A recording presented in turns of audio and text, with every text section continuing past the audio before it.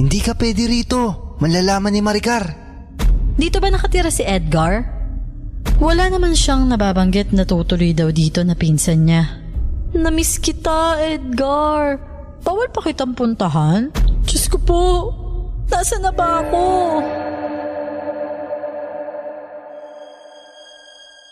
Sabi nga sa sagradong libro, huwag kang makikiapid sa hindi mo asawa.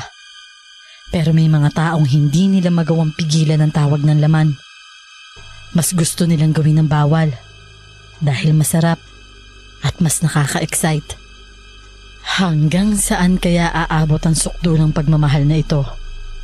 Maililigtas kaya ng pagmamahal ang paparating na kilabot sa buhay niya? Bago ko po simulan ng istorya, huwag kalimutang mag-subscribe bilang suporta sa ating channel. Magandang araw sa iyo, Miss Chloe.